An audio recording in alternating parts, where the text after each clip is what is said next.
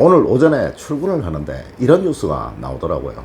우리나라 신생아 출산율이 드디어 20만 명대로 떨어졌다고 말이죠. 최저 출산율이라고 하던데요. 참 안타까운 일입니다. 아마 20년 뒤, 30년 뒤에는 우리 아이들이 나이 먹은 어른들 부양하느라고 허리가 부러지기 싶네요. 이렇게 고령화로 간다는 것은요, 사회적으로든 국가적으로든 아주 나쁜 현상일 듯 합니다. 물론 저같이 신생아 장명하시는 분들 참 큰일일 것 같네, 그죠? 저는 이러한 모든 일들이 가정의 화목과 아주 연관이 깊지 않나 싶습니다. 화목한 가정을 겪어보지 못한 아이들이 가정이 왜 좋은지, 얼마나 필요한지를 깨닫지 못하게 되니까요, 가정을 이루고 싶은 생각하지 않을 것이고요.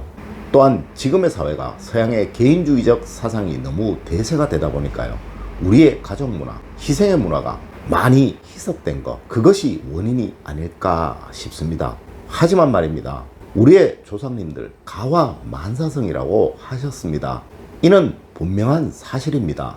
화목한 가정의 자녀들은 절대 삐뚤어지지 않을 것이고요, 행복과 사랑을 알기에 또한 그의 가족들, 그의 자녀들에게 행복과 사랑을 주려고 노력할 것이고요, 남편과 아내 역시 행복과 사랑을 느끼며 살아가기에 진정한 삶의 가치를 누릴 것이고, 마음이 안정되고 편안히 하는 일들이 모두 편안해질 것임은 말하지 않아도 당연한 일이겠죠.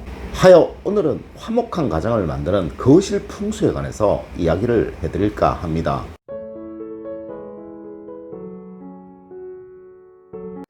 여러분 안녕하세요, 이정재입니다. 화목한 가정을 이루기 위해서는요, 반드시 거실에 이것을 두세요. 무엇이냐고요? 꽃그림과 가족사진입니다. 예전 우리 조상님들 늘 사군자를 그리셨습니다. 이는 스스로의 의지들을 나타내고자 하는 그 행동들이셨습니다.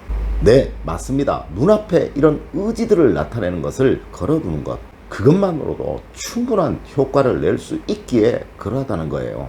이것은 마치 요즘 회사의 사운을 집무실이나 현관에 걸어두는 것과 같은 이치라는 겁니다. 집안의 거실은 풍수적으로 가족의 화목을 상징하는 곳입니다. 왜냐고요? 가족들이 모두 모일 수 있는 곳이라서 그러합니다. 또한 풍수적으로 권위를 의미하는 곳이기도 합니다. 여러분 한옥집 한 번씩 가보셨죠? 그곳에서는 대청마루가 유독 마당보다 많이 높습니다, 그죠? 네, 이것이 바로 권위와 명예, 위엄을 의미하는 거예요.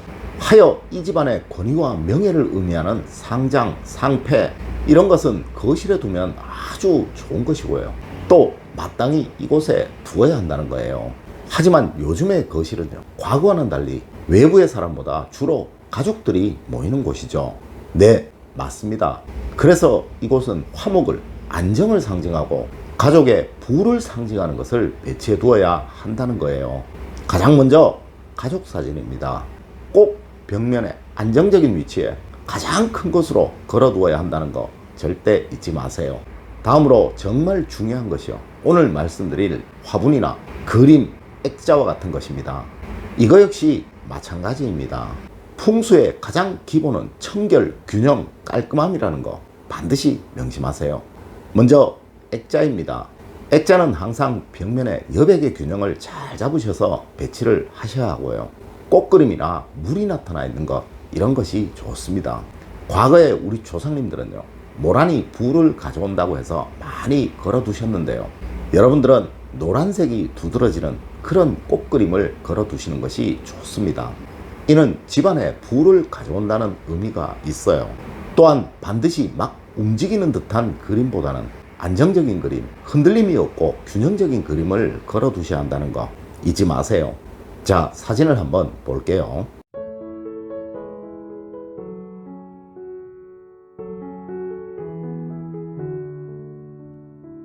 첫 번째 보여드린 그림은요, 절대 거실에 걸어 두시면 안 되는 그림입니다. 왜냐고요? 화목과는, 안정과는 거리가 멀죠. 네, 두 번째와 같은 그림이 거실에 걸어야 하는 그림입니다. 안정적이죠, 평화스럽죠. 다음으로 꽃입니다. 사실 꽃이 집안에 있다는 것은 그리 좋은 것은 아니라는 거예요. 하지만 굳이 집안에 꽃을 두셔야겠거든요. 반드시 거실에 두셔야 된다는 겁니다. 생화이든 조화이든 반드시 살아있는 듯한 느낌이 나야 한다는 거예요. 화병 역시 마찬가지이죠. 청결하게 늘 닦아두셔야 하고요. 물이 흘러 주변이 얼룩이 생긴다면요, 이것은 오히려 없는 것만 못하다는 거 꼭 명심하셔야 합니다. 사실 저는 이런 꽃이나 화병을 집안에 두는 거 그리 찬성하는 편은 아닙니다. 아무래도 이를 관리하기가 너무 힘드니까요. 하지만 거실에 꼭 두시고 싶으시다면 다음 그림처럼 해두시는 거 참 멋질 것 같네요.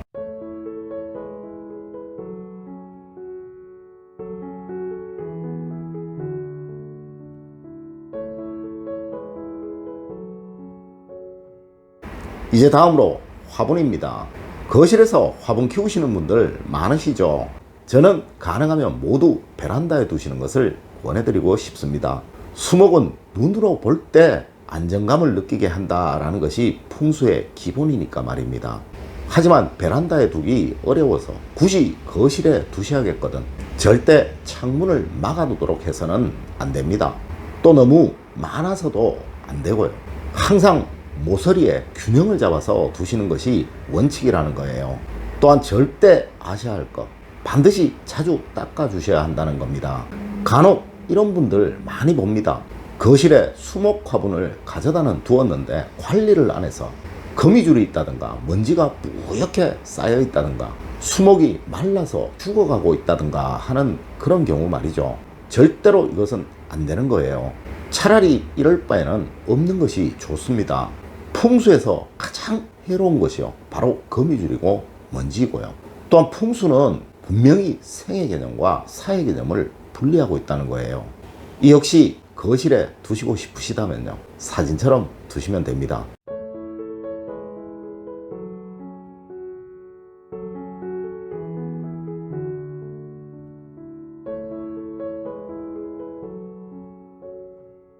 풍수라는 것은 무의식을 자극해서 의식적으로 행하도록 하는 학문입니다. 거실은 집안의 화목과 명예, 번영을 의미하는 곳이죠. 거실이 안정적이고 늘 머물고 싶어하는 그 장소가 된다면요, 또한 누구나 편안한 장소가 된다면요, 항상 가족들이 머물게 되겠죠. 이로 인해 대화 역시 많이 만들어질 것이고요. 또한 정이 더해가겠죠. 이렇게 가정의 화목이 만복을 불러온다는 그 이야기는요, 어찌 보면 아주 당연한 이야기일 것입니다. 하지만 이 화목을 만드는 거 여간 어려운 일은 아닐 거예요.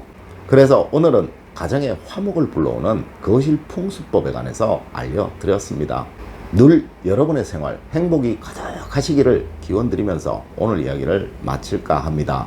늘 올바른 학문과 올바른 지식을 여러분들에게 전하도록 노력하겠습니다. 여러분 긴 시간 감사드립니다. 감사합니다.